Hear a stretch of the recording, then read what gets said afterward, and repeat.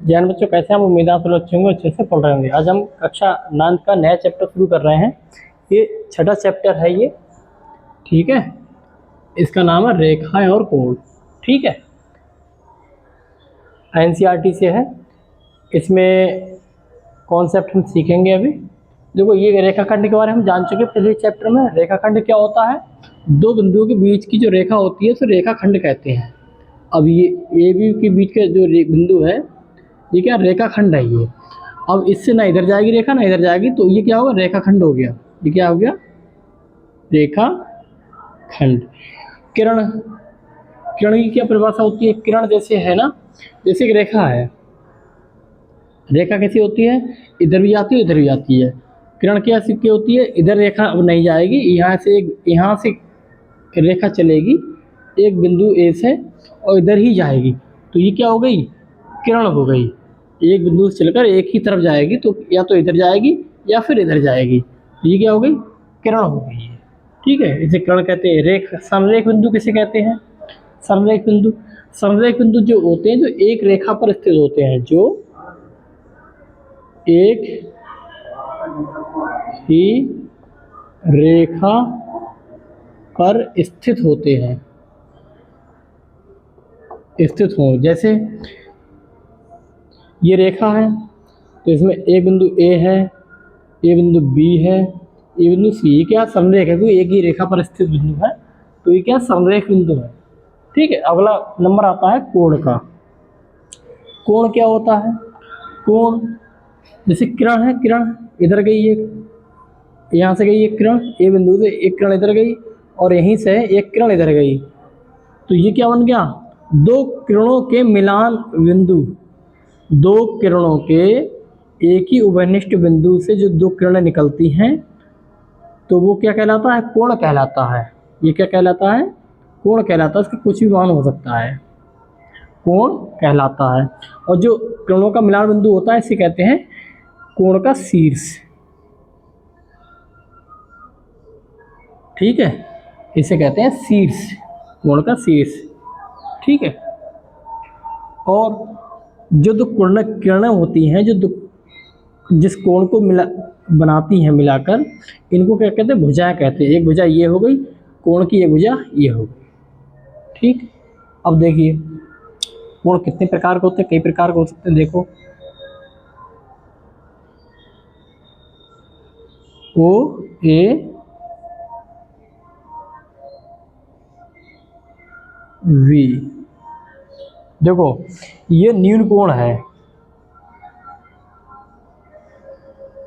न्यून कोण होगा कब होगा?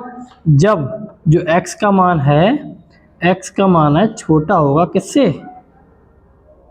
90 से, ठीक है। जब ही छोटा होगा किससे? 90 से। और बड़ा होगा किससे? 0 डिग्री से। बड़ा होगा किससे? 0 डिग्री। जैसे 0 डिग्री है, यहाँ से चलेंगे यहाँ तक जाएंगे और ये 90 है, तो इससे छोटा ही होगा, ठीक है। इससे छोटा होगा और 0 से बड़ा होगा। दूसरा कोण क्या होता है?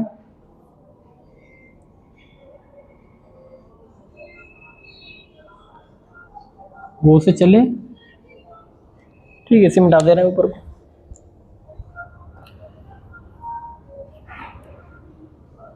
ये आप सब चीज़ आप नोट करेंगे, ठीक है।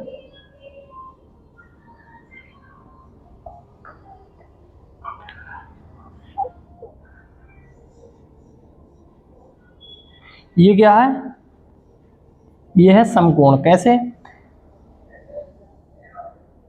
समकोण होगा जब, कब होगा? जब x जो है, x का मान कितना होगा? 90 डिग्री के बराबर होगा। 90 डिग्री बराबर, तो क्या होगा? समकोण होगा। न्यून कोण होगा 90 से छोटा और 0 से बड़ा। चौथा कोण, तीसरा कोण क्या है? रिज्यु कोण। ओ ए सी, रिज्यु कोण। ये कब होता है? जब x का मान कितना हो? 180 डिग्री। 180 80 डिग्री। ठीक है, ये ऋजु कोण होता है।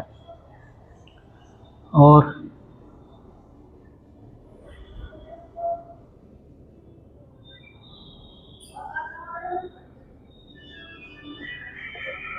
ओ ए बी, ये क्या है? अधिक कोण। अधिक कोण, अधिक कोण कब होता है? जब इस x का मान छोटा हो किससे? 180 डिग्री से, बड़ा हो किससे? 90 डिग्री से, तब क्या होगा? अधिक कोण होगा। ठीक, ये सब याद करने हैं, नोट करने हैं, याद करने हैं, याद रखने हो तो क्वेश्चन में काम आते हैं। ठीक है,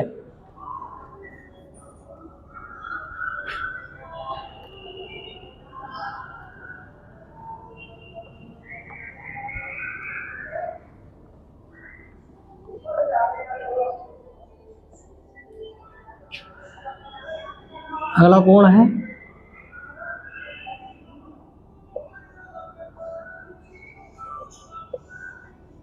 नहीं, यहाँ से नहीं। अब ये इसका नाप होगा, यहाँ से तो होगा ना, यहाँ से हम चले हैं, यहाँ से नाप होगा ना। ठीक है, ये इस कोण का नाम होगा, ये होगा प्रतिवर्ती कोण। प्रतिवर्ती कोण,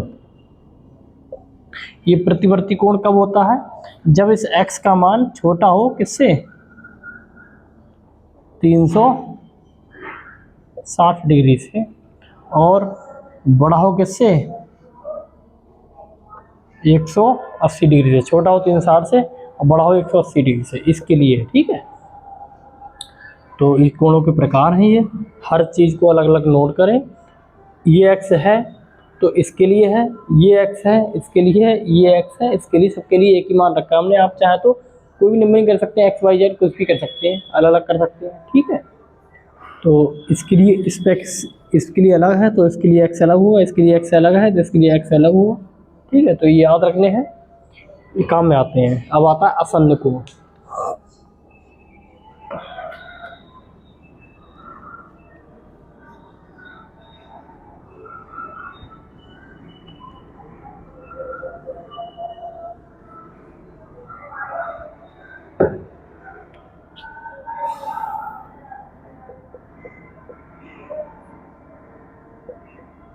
आसन्न कोण कब होता है? जब जैसे कोण है ओ ए बी, एक कोण ये है, दूसरा कोण क्या है? ये देख लो, ये क्या है?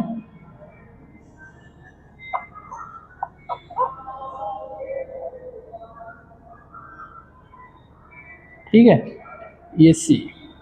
एक कोण तो ये है, एक कोण दो है, ये आसन्न कोण है। ये कोण एक व कोण दो आसन्न कोण है। इस कोण की परिभाषा क्या होती है? कब होते हुए? जब उनका एक वनिष्ठ भुजा हो, दोनों की एक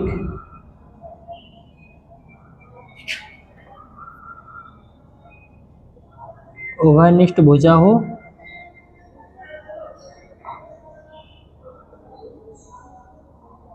ठीक है, दोनों की एक वनिष्ठ भुजा हो व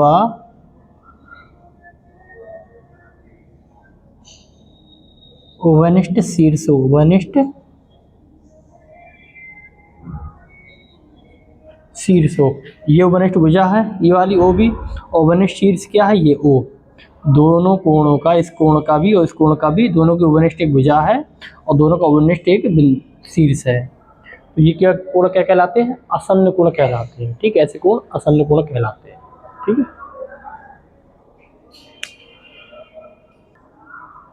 देख लीजिए अगला है पूरक कोण।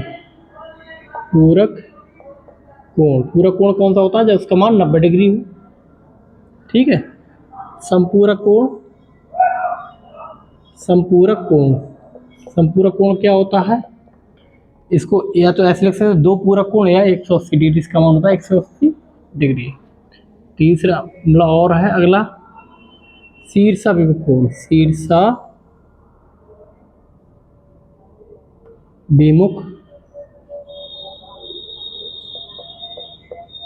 शीर्षाभिमुख कोण कैसे होते हैं शीर्षाभिमुख कोण?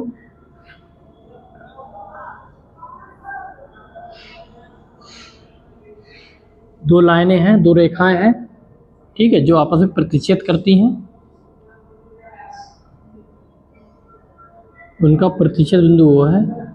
ये आपस में क्या है शीर्ष, एक कोण 1, कोण 2, कोण 3 और कोण 4। कोण 1 बराबर होगा कोण 3 के, कोण 2 बराबर होगा कोण 4 के। ये क्या है शीर्षाभिमुख कोण है।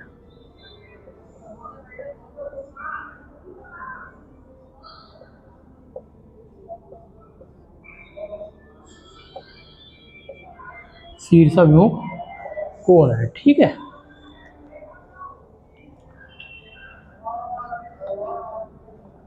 ठीक है, और इनको प्रतिच्छेदी अगला है प्रतिच्छेद रेखा,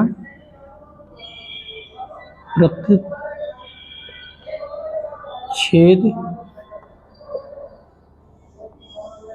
रेखाएं, प्रतिच्छेद रेखाएं कौन सी होंगी? ये रेखा 1 है, ये रेखा 2 है, तो आपस में एक बिंदु प्रतिच्छेद कर रही है ओ पे, तो ये क्या प्रतिच्छेदी रेखाएं हैं, ठीक है। अगला है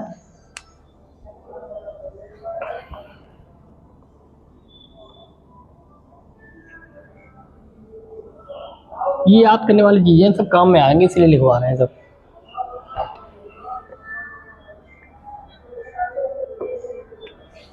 अगला है समांतर रेखाएं। समांतर रेखाएं आप जानते हैं समांतर रेखाएं कैसी होती हैं, जो कभी ना मिले वो होती है समांतर रेखाएं, और अनंत पर मिलती हुई प्रतीत होती है। ये L1 L2 मतलब रेखा 1 और रेखा 2, ठीक है। अगला है कोणों के युग्म।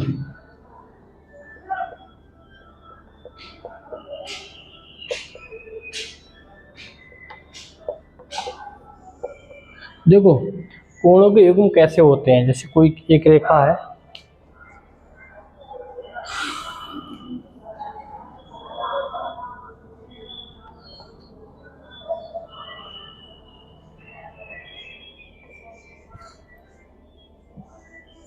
देखो कोई एक किरण है और एक रेखा है, ये रेखा है, ये कोई किरण है, इस रेखा पर कहीं भी चले जाए, मतलब इस रेखा से शुरुआत होती है किसी बिंदु से, एक किरण है, ठीक है। किरण का मतलब यहाँ से इधर ही आएगी, पीछे नहीं आएगी। तो ये कोण और ये कोण, कोण 1 और कोण 2, ये क्या है युग्म, कोणों के युग्म है ये, ठीक है। इन दोनों का योग क्या होता है 180। कोण 1 प्लस कोण 2, इनका योग यानी कि जोड़ क्या होता है 180 होता है, क्योंकि पूरे का 180 है, तो कोण 1 कोण 2 180 होता है। क्या होता है एक रेखा है, उससे एक किरण निकलती है, तो जो जो किरण निकल के जिन दो कोणों का निर्माण करती है वो कोण युग्म कहलाते हैं, ठीक है।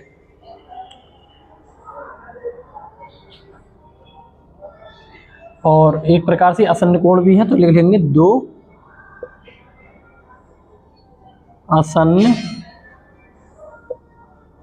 कोणों का योग 180 हो, 180 हो, तो वह कोण रैखिक कोण युग्म का निर्माण करती हैं, ठीक है। एक रैखिक युग्म बनाते हैं, तो वो एक रैखिक युग्म बनाते हैं। ये इसका यूज होगा, देखना अगले सवाल में यूज होगा, क्वेश्चन में इसीलिए लिखवा रहे हैं। आसन्न कोण है, देखो आसन्न कोण तो ये भी है, और ये भी आसन्न कोण है, लेकिन इनका योग 180 नहीं है, इसीलिए ये रैखिक युग्म नहीं है, ये रैखिक युग्म है क्योंकि इन दोनों को कोणों का योग 180 है। ठीक है,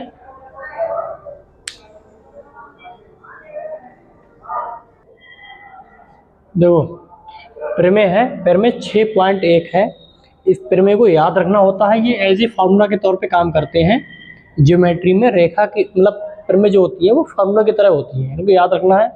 क्या लिखा है 6.1 में, यदि दो रेखाएं परस्पर प्रतिच्छेद करती हैं तो शीर्ष अभिमुख कोण बराबर होते हैं। आपको ये लाइन याद करनी है। 6.1 क्यों दे रखा है, क्योंकि चैप्टर का नाम 6 है और पहली प्रमेय है, इसकी 6.1 है। जब आप क्लास पास हो जाएंगे, जब आप किसी और क्लास में ये प्रमेय काम आएगी, तो आप प्रमेय 6.1 नहीं लिखेंगे, आप इस लाइन को लिखेंगे। इसलिए इस लाइन को याद करना महत्वपूर्ण है। क्या है, यदि दो रेखाएं परस्पर प्रतिच्छेद करती हैं तो शीर्ष अभिमुख कोण बराबर होते हैं। हमको याद रखना है, हमें पता होता है जब दो रेखाएं परस्पर प्रतिच्छेद करती हैं, ठीक है, ए बी बस सी डी रेखाएं परस्पर प्रतिच्छेद करती हैं, ठीक है, तो शीर्ष अभिमुख कोण बराबर होते हैं। शीर्ष अभिमुख कोण कौन से होते हैं, कोण 1, कोण 2, कोण 3, कोण 4। कोण 1 का शीर्ष अभिमुख कोण 3 है, कोण 2 का शीर्ष अभिमुख कोण 4 है, तो ये बराबर होते हैं आपस में। ये हमको प्रूफ करना है और ये ओ बिंदु को प्रतिच्छेद करती है। ठीक है, ये बिंदु वो है, वो बिंदु प्रतिच्छेद करती है। तो हम मान लेंगे, माना ए बी व सी डी दो रेखाएं हैं जो बिंदु ओ पर प्रतिच्छेद करती हैं। बहुत से लोग मतलब सिद्ध करके नहीं दिखाते हैं, ये प्रूफ भी आना चाहिए। आपको याद है क्वेश्चन हल हो जाएंगे, लेकिन कभी कभी क्वेश्चन पेपर में आ जाता है, इसको प्रूफ करके दिखाओ, तो ऐसे प्रूफ करते हैं। सिद्ध क्या करना है, हमको सिद्ध करना है कोण 1 बराबर कोण 3, कोण 2 बराबर कोण 4, ये हमको सिद्ध करना है। ठीक है, अब उपपत्ति कैसे सिद्ध करेंगे, उपपत्ति क्या है, देखो उपपत्ति है ए कोण 1, ये वाले कोण 1 कोण 2, कोण 1 प्लस कोण 2 बराबर है कोण 180। कैसे, देखो ये एक रेखा है, इसका कोण 1 कोण 2 180 अंश। क्यों, ये है रैखिक युग्म, ये है रैखिक युग्म। रैखिक युग्म हमने आपको बताया था अभी, रैखिक युग्म जो कोण होते हैं उनका योग 180 अंश होता है, रैखिक युग्म। ये लिखना जरूरी होता है, तभी माना जाएगा। अब इस पे देखते हैं, कोण 2 प्लस कोण 3, ठीक है, ये किस पे है, सी ओ डी पे है। ठीक है, सी ओ डी पे, और ये है कोण ए ओ बी, कोण ए ओ बी, ए ओ बी, ये वाला सी ओ डी, ये वाला। तो इन पे कोण 2 प्लस कोण 3 बराबर किसका है, कितना है ना, 2 और 3 कितना है, 180। ये भी क्या है, ये भी है रैखिक युग्म, ये भी क्या है, रैखिक युग्म। ये समीकरण 1, ये समीकरण 2। ठीक, अब कोण 1 कोण 2 बराबर 180 अंश, कोण 2 कोण 3 बराबर 180 अंश। तो समीकरण 1 व 2 से क्या है, कोण 1 प्लस कोण 2 बराबर कोण 2 प्लस कोण 3। कोण 2 बराबर है ना, प्लस में है, दोनों कट जाएंगे, तो कोण 1 बराबर कोण किसके आ गया, 3 के। यही हमें प्रूफ करना था। इसी प्रकार हम प्रूफ कर देंगे 2 बराबर 4। ठीक है, इसी के नीचे लिखेंगे इसी प्रकार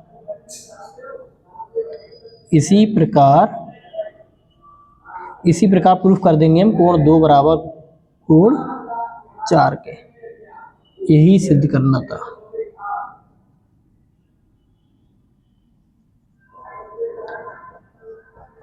ठीक है, यही सिद्ध करना था।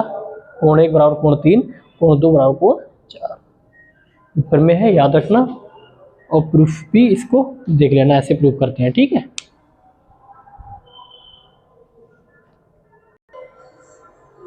देखो अगला क्वेश्चन एग्जाम्पल है।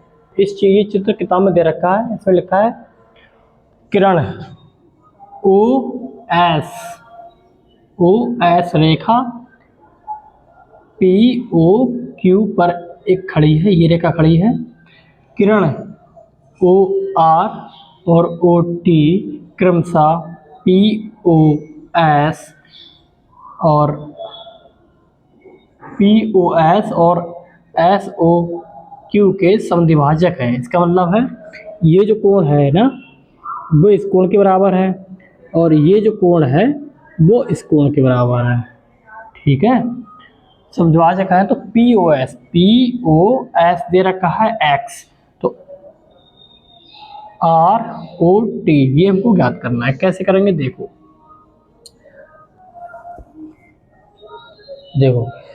कोण POS प्लस कोण SOQ बराबर कितना है 180। क्यों, इस पे किरण खड़ी है ना, ये लिखा है इस पे किरण खड़ी है, तो ये असल मतलब ये रैखिक युग्म हो गया ना, रैखिक युग्म।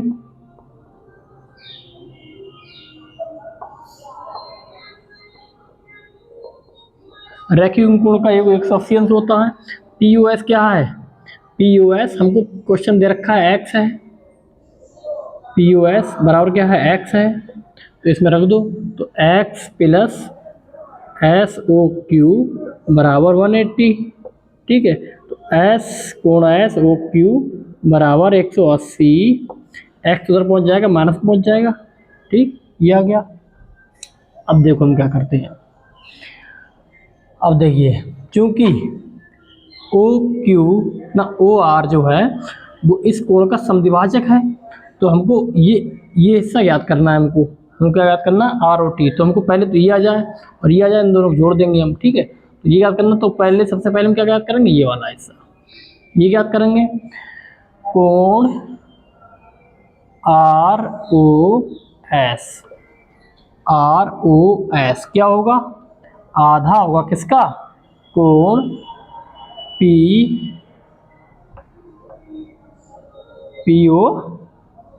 POS के आधा होगा, तो 1/2 POS कितना है, x है, तो x बटा 2 आ गया। ठीक है, अब हमको ये याद करना है। ठीक, ये किसका आधा होगा, कोण SOT किसका आधा है, ये है कोण SOQ के।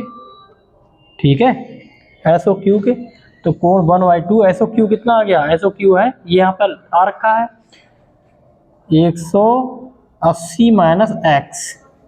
ठीक है, तो बराबर अंदर 100/2 की गुणा कर देंगे, 180 बटा 2 माइनस x बटा 2 कितना आ गया, काट दो, ये आ गया 90, आ गया 90 माइनस x बटा 2 SOT। अब देखो SOT और ROS मिलकर क्या बनाएंगे, ROT। ठीक है, इसी के नीचे लिखेंगे हम कोण ROT जो हमें निकालना है वो किससे मिलकर बना है, कोण ROS प्लस कोण SOT से मिलकर बना है। तो ROS कितना है, कोण ROS कितना है, x बटा 2 प्लस SOT कितना है, SOT कितना है 90 माइनस एक्स बटा 2, ठीक है, बराबर एक्स बटा 2 प्लस 90 माइनस एक्स बटा 2, ठीक है। ये माइनस का है, ये प्लस का है, कैंसिल, क्या बचा 90 डिग्री। यही हमारा आंसर है। आर ओ टी कितना आ गया 90 डिग्री, आर ओ टी कितना आ गया 90 डिग्री, ऐसे याद करते हैं, ठीक है। देखो रेखीय युग्म वाली कितना काम आ रही है, ऐसे जो हमने जो कुछ भी पढ़ाया है लिखाया है वो हर चीज़ आपको याद रखनी है, वो फॉर्मूले के तौर पे काम आते हैं ज्योमेट्री में, ठीक है। आज की क्लास यहीं तक है और अगली जो क्लास होगी अगली क्लास में पढ़ेंगे आगे का काम, और शायद वो प्रश्नावली ही होगी, वो होगी प्रश्नावली 6.1। होमवर्क में है, आपको जितनी हो सके करके लाना प्रश्नावली 6.1, जितना हो करके लाना, पूरी होमवर्क में है। अगली क्लास में यही पढ़ेंगे हम, ठीक है। मिलते हैं अगली क्लास में। जय हिंद।